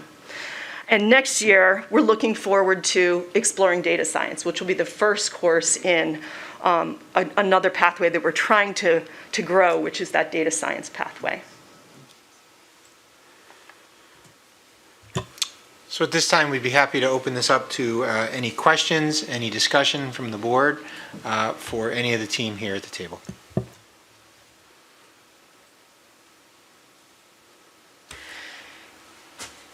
Questions, teammates? Claire. Yeah, I just wanted to share from my memory of geometry and the challenges. I think it's really important to have 2 years of algebra, and especially if you want to get more children to have more success, that 2 years gives a big foundation. Also, geometry can be a really hard start for many students, and in the beginning, until the logic kicks in, you're just memorizing, and you can be very confident in math and all of a sudden enter a geometry class and not really know what you're doing other than memorizing and trying to answer the questions until it clicks. So I like the idea of what you're changing in geometry, adding more practical applications. I think it's a great move. Other questions? Gail. Hey, thanks. I echo what Claire said. I think it sounds really, really exciting and really, really great change to the curriculum. I just had two questions. What is the difference between there were 2 AP calculus courses up there? I think, I don't remember, A and B and C. So that was one question I had. And then on the previous slide where you showed the graph, what does CCR stand for? Thank you. I'll actually take the second one. CCR is College and Career Ready, so that's our capstone or actual college level courses. So that would include pre-calculus, calculus, AP statistics, and discrete math, which is linked to the early college experience program, so students can actually accrue college credit by taking that course and successfully completing it. I can also answer the first one, having been a teacher of both of those classes for many years myself. AB calculus covers about a semester and a half of college calculus. So it gets through differential calculus and a little bit of integral. I'll give you all the gory details. And then BC calculus is about 2.5 semesters of college calculus. So it really does move at a faster pace. In between whether students participate in AP or whether they participate perhaps in the UConn Early College Experience Partnership Program that we have, they would either earn that advanced standing or be able to earn those number of credits for depending upon which calculus course they took. I do want to touch on, just because with that, we've always had that pathway where some students would finish AP Calculus BC the end of their junior year, and colleges wouldn't actually allow us to teach the next levels of calculus. So kids were left in this kind of statistics. So this outreach that they've done with the University of Connecticut, really further deepening our partnerships with UConn so that our kids have multivariable calculus available to them, is actually another huge step. Because previously not a lot, it's a very small number of students, but they need to take a course at Central or somewhere else to get that college credit. But kids are going in, this would be your typical math, science, engineering student that's going to be their focus. So that's a great partnership that you guys have developed, so thank you. Other questions or comments? Jason. Yeah, thank you for the presentation, and reading this, I kind of started getting like sweaty palm skin, like thinking about taking math in high school. And for me, statistics was a team sport. And so it made me think about, how, if the sequence changes the pedagogy in the class and how you be teaching those things in the sequence, which, also made me kind of think about if there's a need to bring school counselors into the fold, or how if there's any advice or counseling that needs to happen around this change in sequence. Do those factors come into play for this? If I start with one point, one of the purposes of sequencing this presentation to all of you this evening really is to be ahead of, to that point, Jason, to be ahead of our course selection process. And as Monique said, the traditional sequence of the curriculum, algebra, geometry, algebra. It's been that way literally for 100 years, literally. And so it's what everyone for generations is used to. So we want this change to be out there for our public. And these folks will talk about how they partner with the counseling department to make sure that they're up to speed and understand, so that as students are doing their course selection this coming year, there's not a lot of confusion, that they're selecting the right courses, that we're minimizing some of those errors. But more importantly, so that if somebody asks the natural question, well, why are you changing it? That we've had the opportunity to have some public discussion about it, explain what goes into the changes, and make sure we're ahead of any sort of assumptions that someone might make. Does this impact my ability, whether it's to be on a track towards calculus or other AP offerings, in any way, shape, or form? And as Dr. Graveline said, absolutely not. Our course sequence still supports that. It's really just an internal shift. These folks have done the work to adjust the curriculum that the College Board made changes on back in 2016. Those changes have been in place. These are efficiencies, being able to find momentum within the work through a 2-year sequence of algebra, being able to provide greater depth. And so I'm excited by their leadership on this, and it is, as they've said, it's a national conversation, and I'm glad to be at the forefront of it with them.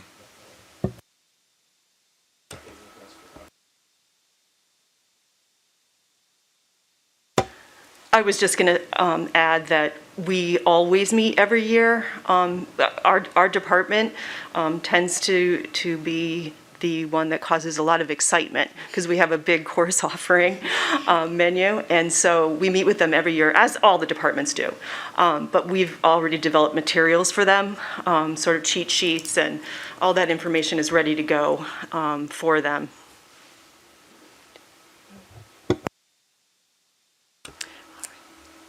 Andrew. Oh, okay, all right. I salute you as well. All right. There. And yes, Deb. Excuse me, a comment and then a question. So my comment is really to just thank you for thinking of all of the parents who are sitting home and their kids say, what do I need this math homework for? And there's truly an answer when we're starting to talk about data literacy, statistics, and computer science. So I'm really grateful that our school system offers such a wide range in math, and both Poland children were able to take advantage of that wide range. Thank you for that. My question is whether other districts around us have implemented this change or are planning to implement this change, or are they kind of waiting for us to go first?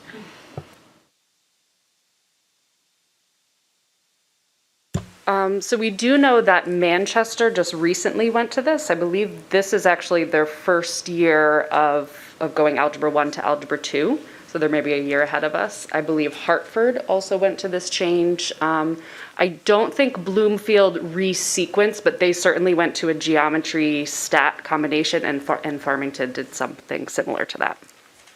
I can speak nationally, Deb, because it's a good question. Everybody's going to. I mean, this is not a question over the next few years. You're going to have to, just because of the shifting nature of curriculum, or you're going to be behind. Because it doesn't, if you stick just traditional, it doesn't allow for computer science to become a real part of your math program, of your computer science program. And the kids that are going to college and coming back, we talked about this as we talked about coding. And anybody that's a parent of a child that's gone to college in the past couple years, it doesn't matter their major, their discipline. They have a course and they come home and they say, why didn't I take coding in high school? My kids said that to me, and I said, I told you continuously to take coding in high school. And they didn't listen. But this really allows us. So nationally, this follows a trend. And really, the College Board shift in the SATs, this isn't a case of the test driving a change.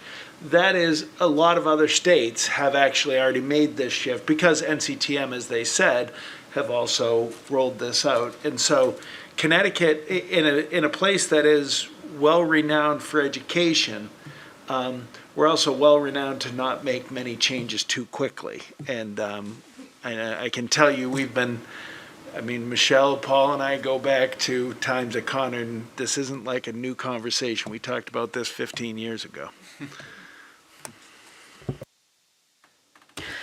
Other questions, comments? Yes, Jason. Yeah, thank you. One thing that I've seen in some courses at UConn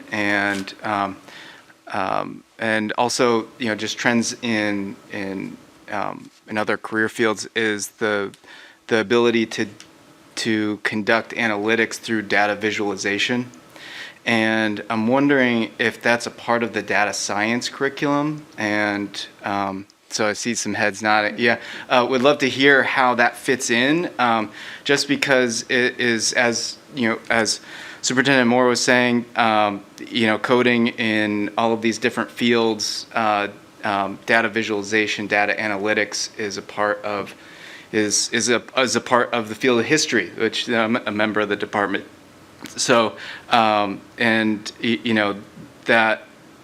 the field of digital humanities, which is also getting,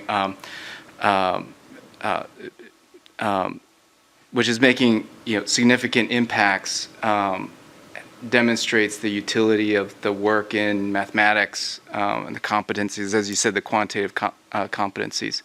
So we'd just love to hear if that's a part of it and how it fits into the sequence. You see, I was like, let me push the button. Yes, to answer your question, yes, data visualization will actually be a unit in our Introduction to Data Science class. Like Mr. Moore was saying, when your kids go off to college, they come back and tell you. When you're an educator, it hurts even more personally when your son comes home and he's a data science major and says, "Mom, why do you have no data visualization in your curriculum?" Because that's basically what kids need no matter what major they take. So that's absolutely the plan. Yeah. All right. Other questions, comments? Thank you so much. I will say something I just very encouraged by what you're sharing and the direction going, and I really appreciate hearing you describe how the goal is not just to prepare those that are going to college, but also for career, because we know students take different paths. So thank you for validating that and helping to support them in having a path that is productive and helpful, but starting early on with that. So thank you all again. Yes, please do watch your heads. Yes.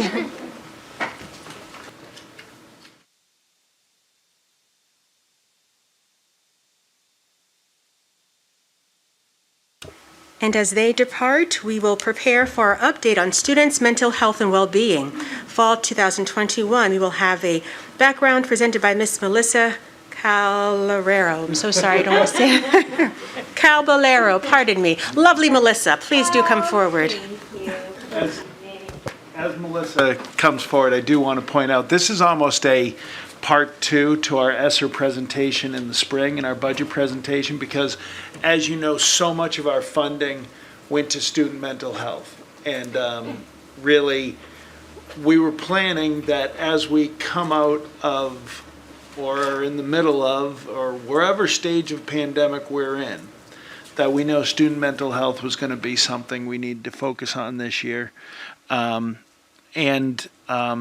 Those fears have been borne out, not just here, but everywhere.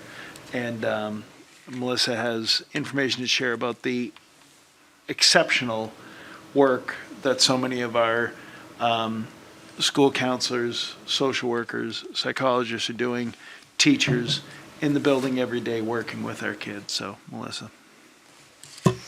Good evening, and thank you for the time to provide you this update.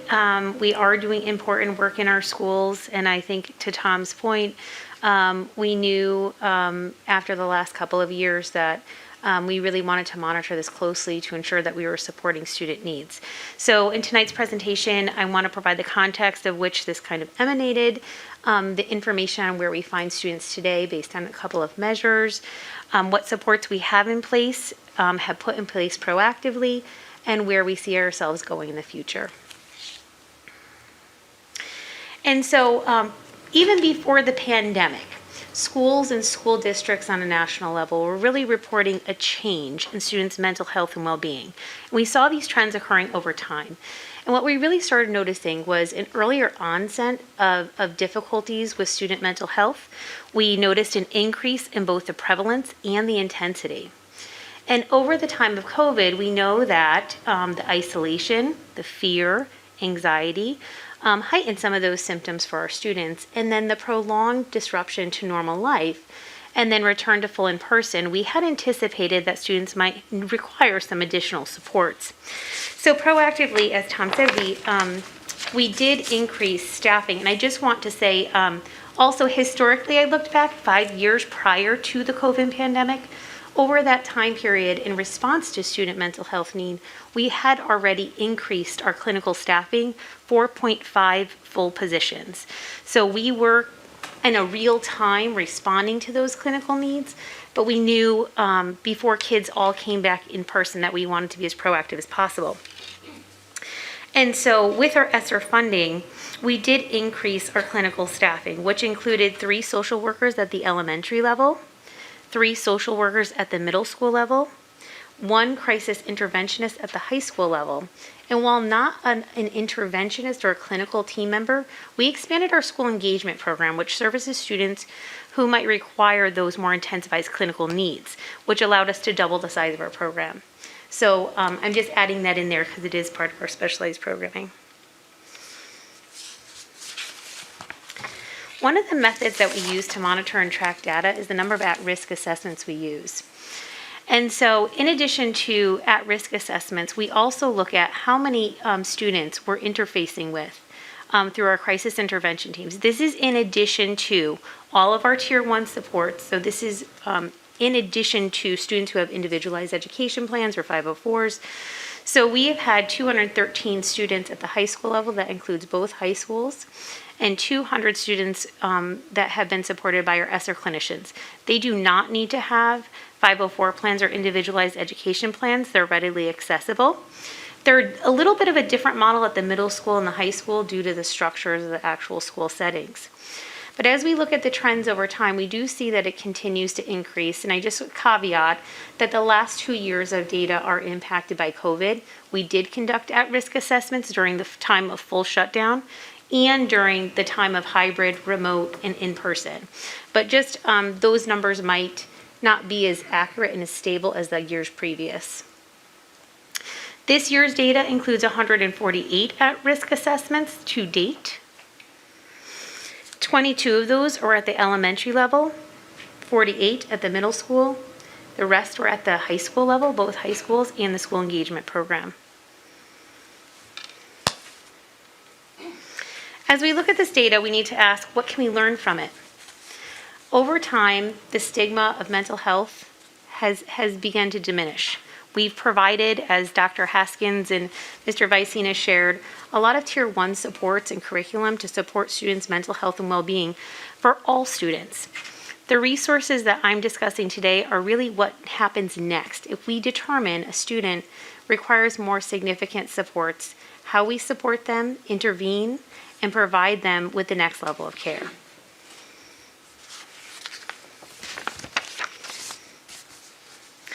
All of our students have access to clinicians throughout their day. We have clinical staff at all of our schools.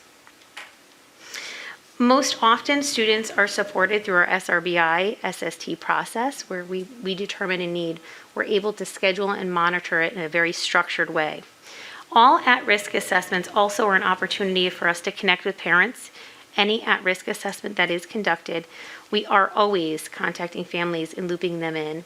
And based on the level of need, then connecting them with either outside resources, supports to ensure their child is getting what they need.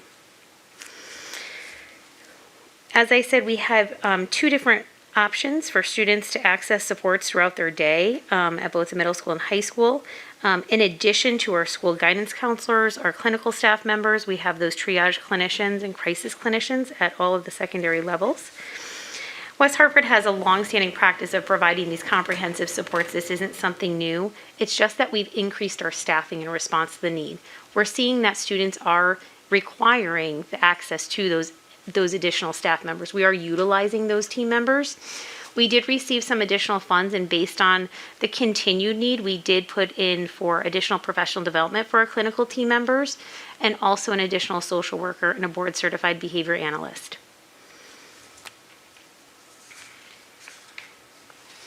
We're in this work together, and as we look to support families and make those strong community connections, we're a part of the puzzle. And so earlier this fall, we had a workshop on anxiety presented by Chris Dutton at the Bridge. And so we plan to put out a winter and spring series of offerings for parents and workshops that we are going to provide an option where they can also be videotaped and accessed on the website. One of the difficulties is obviously parents' availability and access to workshops when they're provided. Unfortunately, the one that we had this fall, while attended, it wasn't highly attended, and I do think anxiety is a popular topic. So as we move forward, I'm going to try to provide as many opportunities and versatility in our offerings so that parents can more readily access it. What questions can I answer for you this evening? Thank you. Questions? Yes, Ari. Thank you for the update. Oh, thank you, Lorna. I was just wondering, can you define for us what an at-risk assessment is? Just because in the work that I do, it could be very different than what's seen at a school, and kind of what constitutes an at-risk assessment for a student? Is it needing hospitalization? Is it a safety concern? Is it not attending school? I'm just wondering, when we look at 148, what behaviors are we looking at? Sure. At-risk assessments are triggered when a student makes a self-harm or suicidal ideation. Okay. If a student writes something on a paper, expresses that ideation to a counselor, to a teacher, to a friend, there are ways to then report that and then for the clinical staff to respond. Through the at-risk assessment, which is a practice within itself that we provide annual professional development around to ensure that it's done with fidelity. We look at those risk factors to determine a level of risk, whether that's low, high, imminent, emergency. And based on the level of risk that we are assessing, then we might move forward with the next level of care, which might include mobile crisis, it might include hospitalization or whatever that would be for that child. And if I could, one thing before we even get to the counseling part, because one of the things we've added a few years ago, and Andy Moore and Eric Dents here in the back, and anonymous alerts, so that we don't necessarily, we're only in school 7:30 to 2:15 at the high school, but what if something happens at 10 o'clock at night? Andy and Eric monitor anonymous alerts at night. We get reports at night, and oftentimes they'll partner with our police department and do a wellness check on somebody. If somebody sends in something at 2 in the morning, 3 in the morning, that's concerning about one of their friends. And that's been a very helpful tool as another way that we sometimes find out about this. I just want to thank them because they're on 24 hours monitoring that. That was actually going to be my follow-up. I was wondering if that is being used as a marker. Are the at-risk assessments just those that are conducted in school? Because I was wondering if another way to look at mental health needs is through this anonymous. So the anonymous alerts is being utilized, and it is triggering some of the at-risk assessments. Okay. So students are advocating for their peers, which I think is important to note because that's just another measure of the effectiveness of our SEL curriculum and our information that we're providing to students around mental health and well-being, so that they can identify the warning markers and then communicate if a peer is expressing the need for additional support. So just to clarify, the ones that you guys deal with in the evenings, do they fall under the 148 for this year? Yes, they would fall under the 148. I was just wondering. I if mean, there was not like a all of separate them, pool because no, not all of them are necessarily in this basket. It could be an anonymous alert about something else, but Okay. yes, Yep. those ones that reflect here would be. Okay, thank you. Yep. Yes, Claire. Hi, Melissa. I wondered if you could help clarify something. On the chart on page 4 in our booklet, This is high school data or all grades? It's kindergarten through 12th grade. Okay, and so at the 148 level already in 3.5 months with 6 months to go, it's a trend across the nation, but the level of risk, I mean, I know we have increased staff, but is there anything else that in our toolbox? Because we are on the way of going over 450 at the trend that we're going at now. And just the other quick question, all these at-risk assessments initiate a parent phone call, correct? Correct, Okay. they do. And we track the parent response too, just so that we are constantly communicating that if somebody else is responding to a different at-risk assessment, that we know what the parent communication was. We know if there's an outside provider, we know if that outside provider is looped into the discussion for treatment. So yes, all of those things.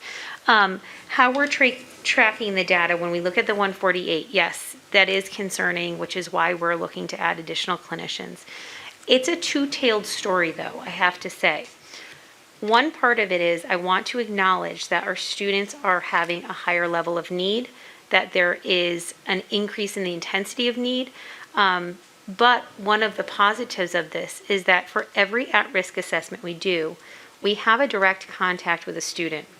And that allows us to therefore intervene and help.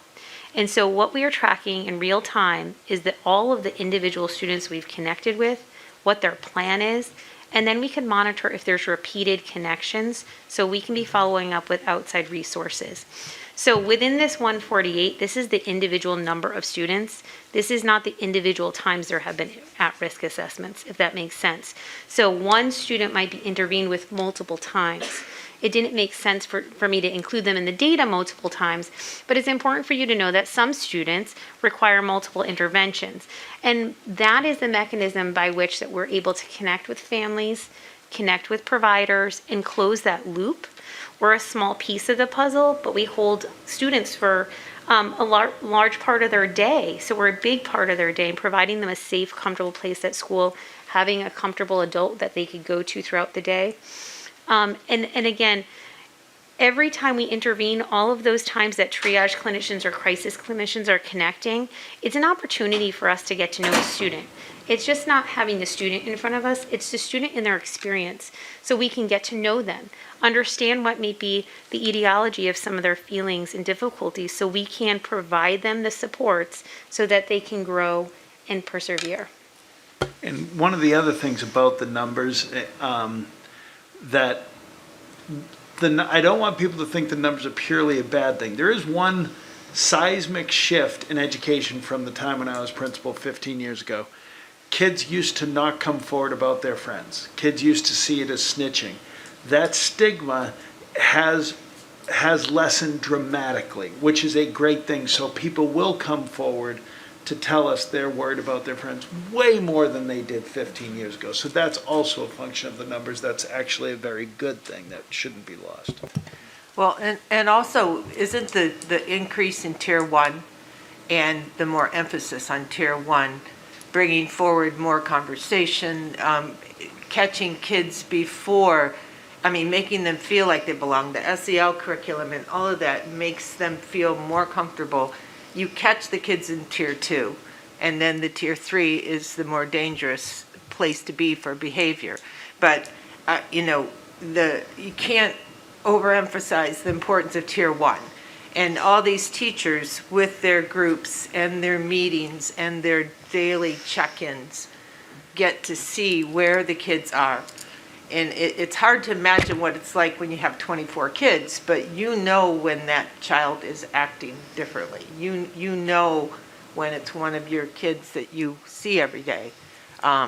So, I do see the increase is concerning. One of the things that I worry about is the social media and that extra thing that 10 years ago our kids didn't have as much of that negative feedback in social media. And I think that's something you have to fight against as a parent and as an adult, because our kids are getting a lot of pressure from them. Claire, I think you bring up a really good point about the social media component. Historically, we've been able to have a very visible way to see how our students are engaging socially, how they're interacting. We can see how those interactions are either positive or negative. But social media creates a lot of privacy and privacy within that private platform. And it's very hard as educators and parents to monitor the nuances of social media. I see Andrew nodding his head. He knows. I'm a parent of 2 teenagers and understand that battle. It's difficult. It's difficult as somebody who's not on those platforms to understand them well. I know parents struggle and are looking for information, but it provides a lot of privacy for students, and it makes it really hard as a parent to understand what your child is going through, what is out there, what communication they're receiving. A lot different than when I was a student and I had a landline and my mom knew if the cord was wrapped around the hallway, that's where I was. It's a totally different world, and social media presents a whole new challenge, and I think that's important for parents to know and understand, and getting parents information on how to keep their children safe in that world is important. Other questions? Jason.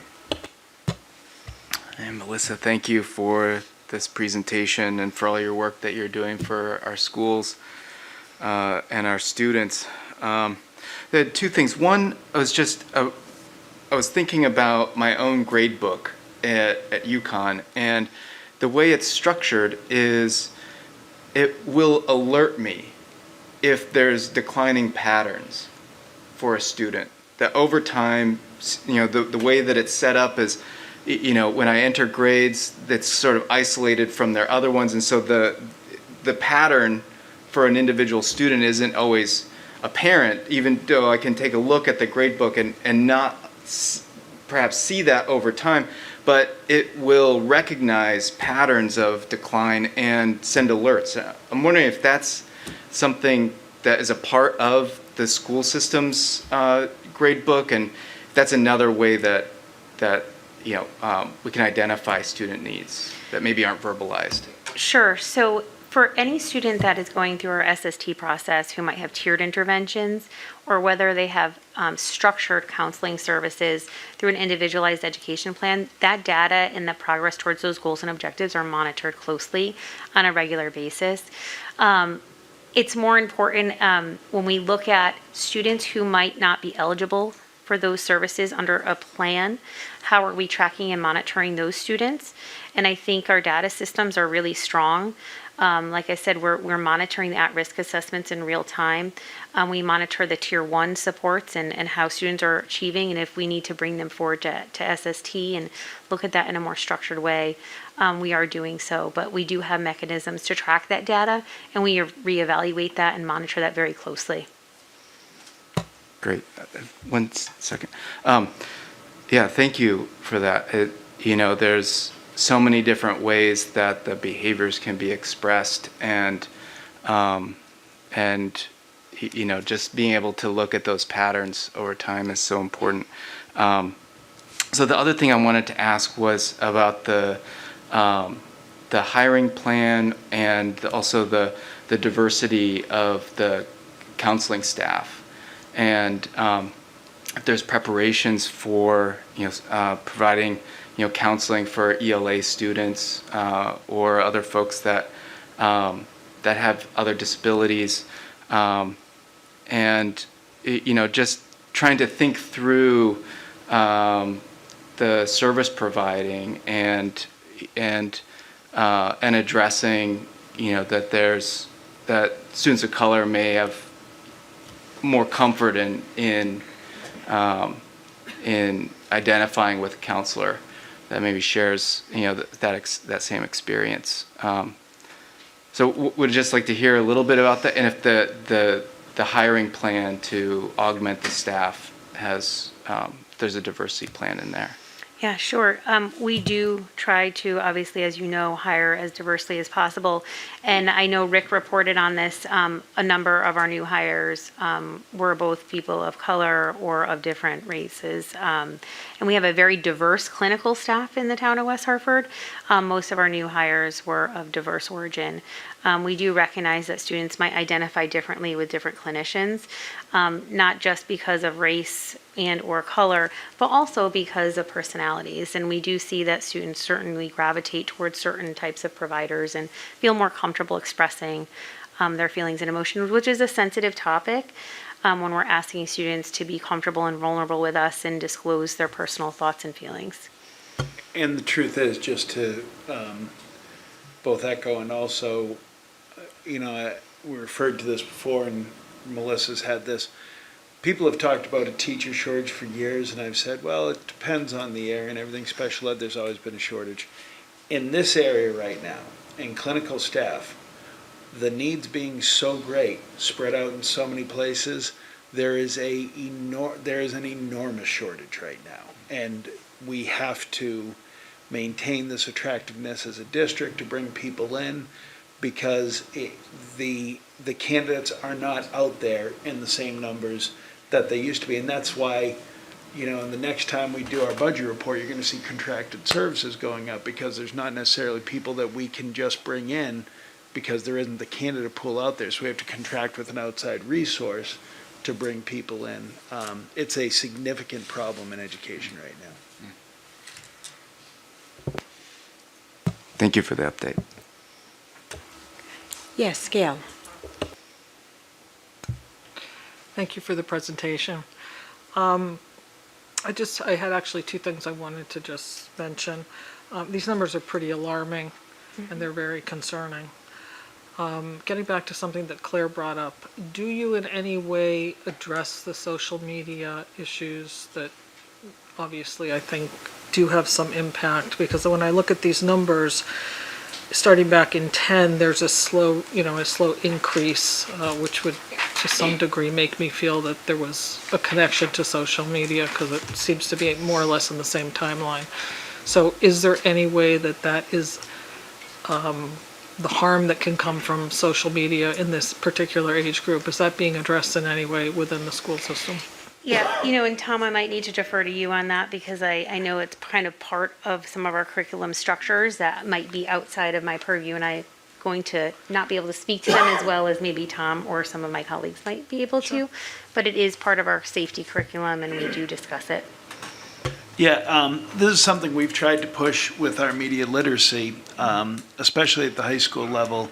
You'll see that being placed in some of our some of the advisory programs, but also in our English courses. And actually, there's a movement in 10th grade English, especially as we look at courses like AP Seminar, that could become more of a 10th grade course to really focus on data literacy and social media.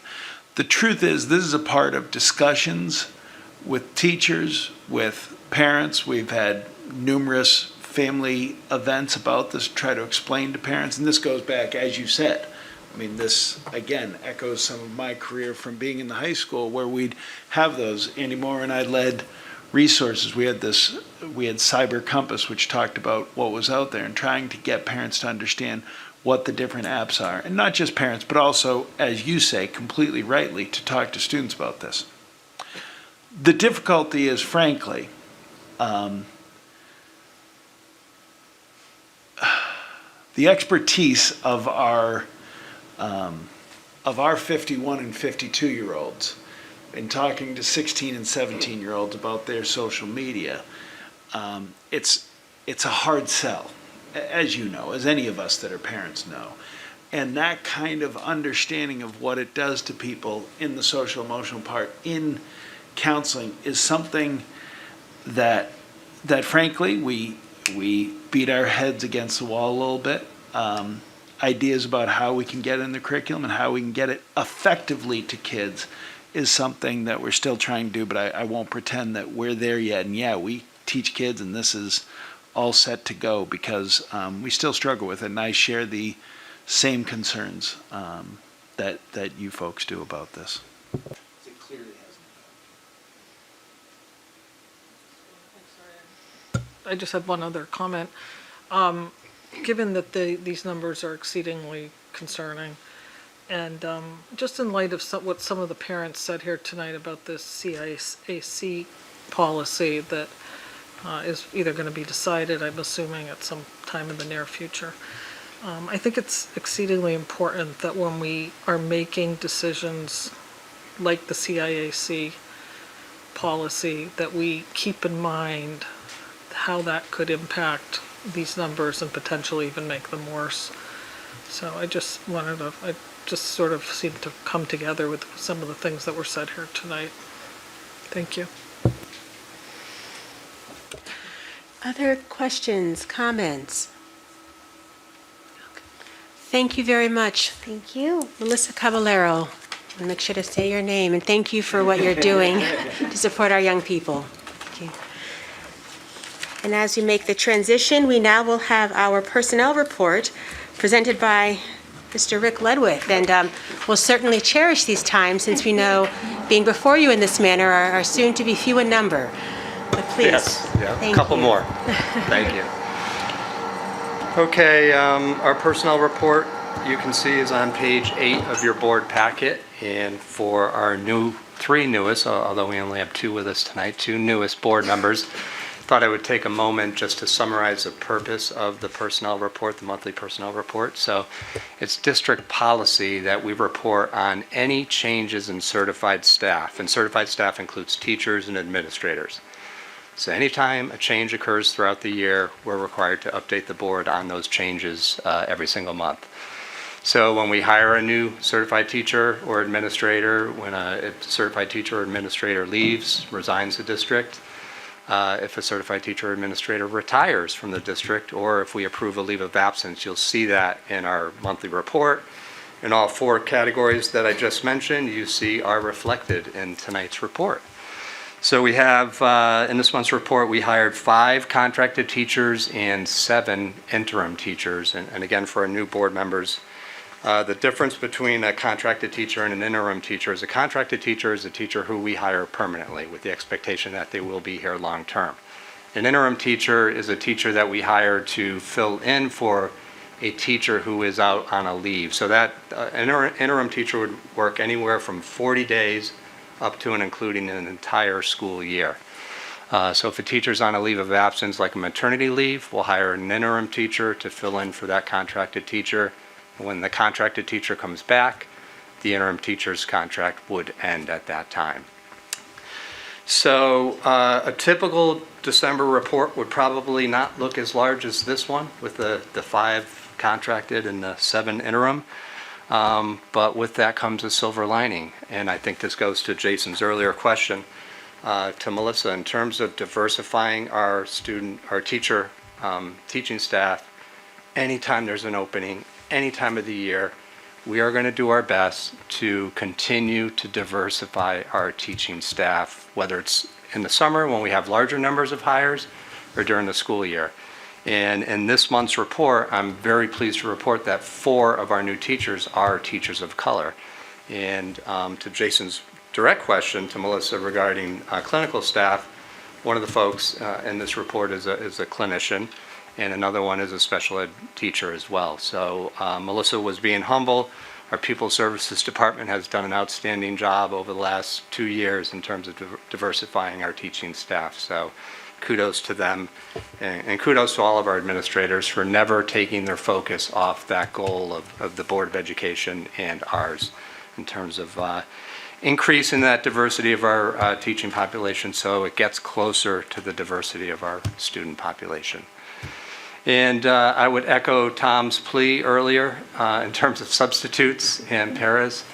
It continues to be an exceptional challenge for us. So any listeners out there who have college-age students who are home for the break, call Human Resources. We can put them to work for even 4 weeks. We will put them to work. And I do want to give a shout out to all of our teachers and all of our administrators. We've had a shortage all year long, starting in September, taking us right through up into the holiday. And if it were not for our teachers and our administrators every day giving up time, giving up planning, teachers giving up planning time to sub in a classroom. If you go into anyone who's been in a building this fall and this winter, you'll see the principal that in a classroom substitute teaching. You'll see the assistant principal, department supervisors, all hands on deck every single day trying to make this work, and they have been successful in making this work. So we've had coverage in our classrooms because of the dedication and commitment of our teachers and our administrators. So a big thank you to them, and I hope they all have a opportunity to rest over the next week and a half during this holiday break, and December, we'll see what kind of challenges December brings. So, but thank you. I'd be happy to answer any questions that the board had. Questions at all? Jason. First of all, let me say congrats, Rick. Thank you. And thank you for the report. I wanted to ask just about the, if there were particular venues advertising, for the jobs that led to greater, diversity of applicants. If there's still, going, full steam on all fronts, and or if a new pattern has emerged. So full steam on all fronts, Jason. We are, we've talked about the college or the recruiting fairs that we attend that have been, because of COVID, they've been paused a little bit. Last year we did have the correct minority teacher recruitment fair that was very successful for us and generated a nice pipeline. That was virtual, but they did a great job of setting that up, and that provided us with a good, as I said, pipeline of candidates to choose from. So, and then we talked about the historically black colleges and university college fair. We were set to go last year. Last 2 years it's been canceled because of COVID, and we're hoping, although things look grim again, to attend that this spring. And then we're hopeful that the Future Educators of Diversity program, that pipeline, it's been in place now for a few years, will start to generate some more candidates there as well. So we've had some success, and as proud as we are of that success, we know it's not enough, and we need to continue to build on it, and we will. And I think our reputation and the work of Rosina has also, that she's done, people know what West Hartford represents, and we're getting a stronger pool of applicants than we used to, and I think we've seen that over the past Absolutely. 2 or 3 Yeah, years, thank you, which Tom. has allowed us to have at least 25% of our hires every year over the past 6 years, but we're getting a stronger, more diverse candidate pool now of people that are seeking out West Hartford, including people that are in schools, and so we're getting some veteran people Absolutely. coming in. Yeah. Thank you. Other questions or comments? All right. Thank you Thank very you. much. Thank you. We now will move on to routine matters, approval of the minutes. Approval of the minutes from the December 7th, 2021 regular Board of Education meeting.